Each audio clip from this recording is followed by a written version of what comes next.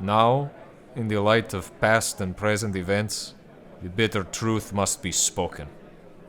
We feared too little, and we hoped too much. We underestimated the depravity of the enemy. We overestimated the humanity, the wisdom, the sense of justice of our friends.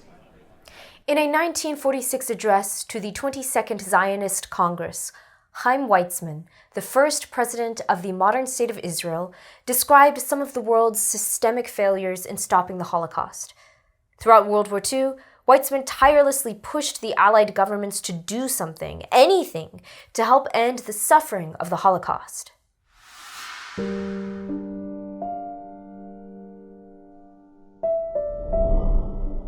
The murder of millions of individuals by a government like Nazi Germany requires many people to either collaborate or at least turn a blind eye to the atrocities.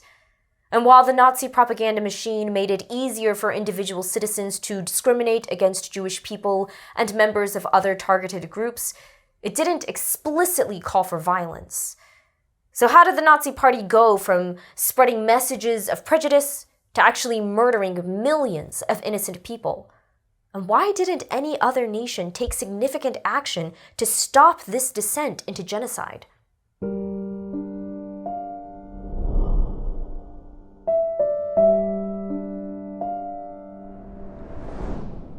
In his quest for power, Hitler was willing to scapegoat Jews for the issues Germany faced after World War I. He used propaganda to play on long-standing anti-Semitism, and he promised the German people action to improve the economy and restore national glory. From the moment he gained power over the German nation, Hitler took action to target German Jews. In April of 1933, the Nazi government passed a law that prohibited Jewish individuals and members of other targeted groups from government services. Then, in August of 1935, the Nazis issued the Nuremberg Laws, which stripped German Jews of their citizenship and any legal protections. And they used propaganda like this poster to define who they viewed as Jewish. How was this a reversal of historic trends in Europe over the previous century? Before this, the general trend was expanding civil rights and increasing legal protections for marginalized groups. Nazi policy was a rejection of democracy and human rights. And as the 1930s continued on, the Nazis passed more and more laws that began to exclude targeted groups from society. Members of these groups were no longer allowed to be doctors, lawyers, teachers, police officers, and other professions. The government banned Jewish individuals from going to the movies and concerts. Streets that were named after Jewish people were renamed. The Nazis prohibited Jewish children from attending public schools. Eventually, they forced Jewish people to surrender any jewelry that they owned. And the Nazis sanctioned the confiscation of Jewish property, effectively legalizing robbery of Jewish people. Why would increasing social isolation and constant anti-Semitic propaganda encourage the persecution of Jewish communities? As the Nazis increasingly isolated German Jews from the rest of society, fewer ordinary people were willing to stand up for them.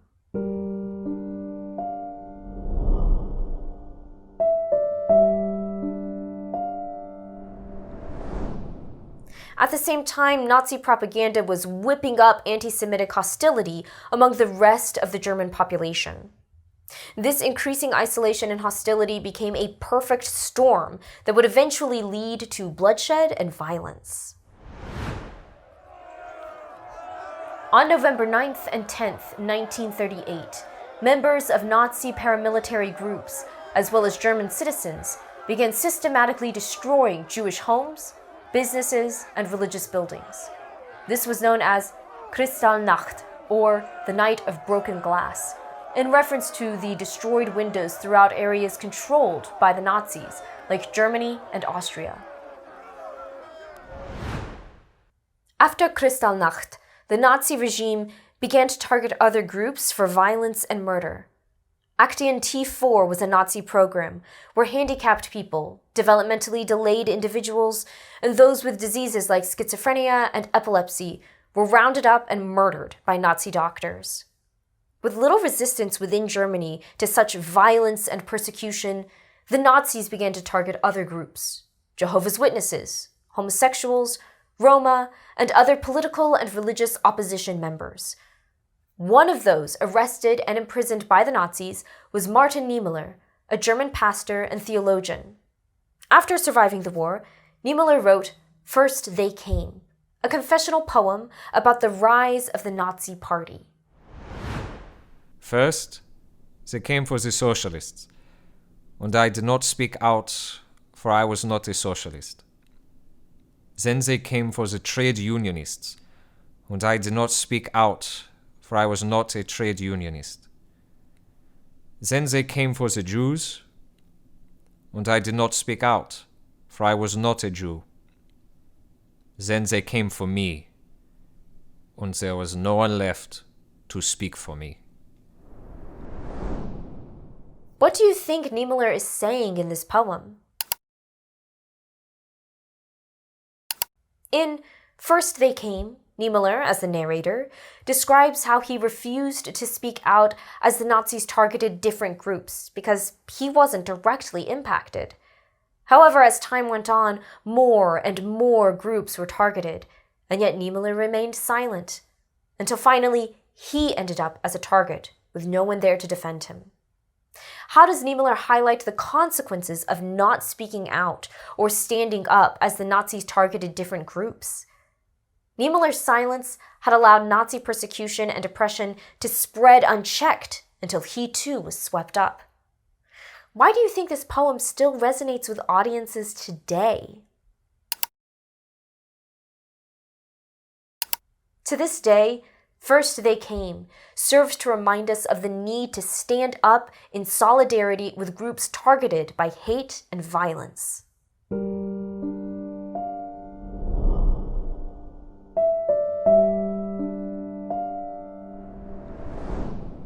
Hitler was open and vocal about his views on race. The Nazis proudly publicized the numerous anti-Semitic laws they were issuing. Newspapers covered Kristallnacht and the targeting of marginalized groups in Germany. Throughout the 1930s, members of targeted groups sought to flee the Nazi regime. Some made it to safety. Many ended up with family members in the United States and Britain. But the sheer number of people looking to flee Nazi persecution created a refugee crisis. How did nations like the United States and Great Britain respond to this crisis? During the 1920s, the United States had passed legislation limiting immigration from places like Germany in Central and Eastern Europe.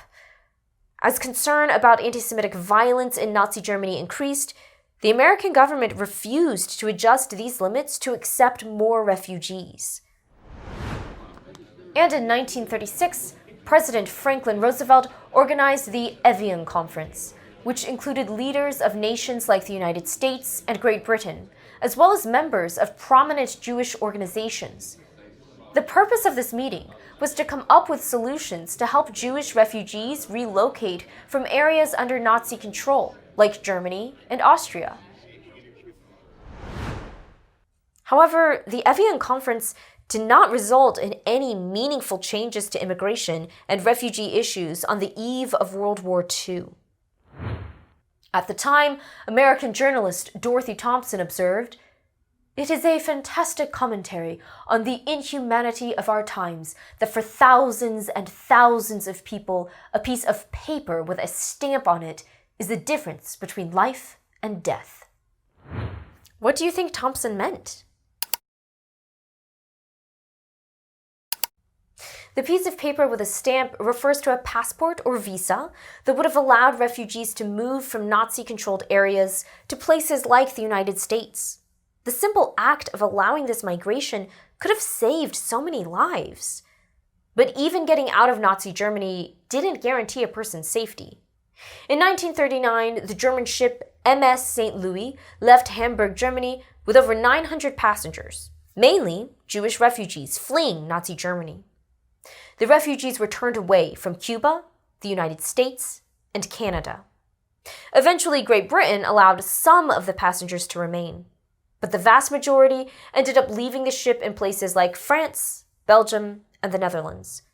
And while they were initially safe from the Nazis, this all changed when the war started and Germany began invading other parts of Europe.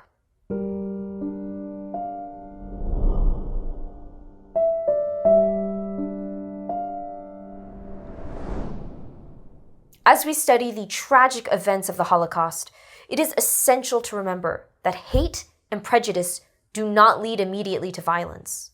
There is a build-up, moments where humans can make the decision not to fall further down the path of evil.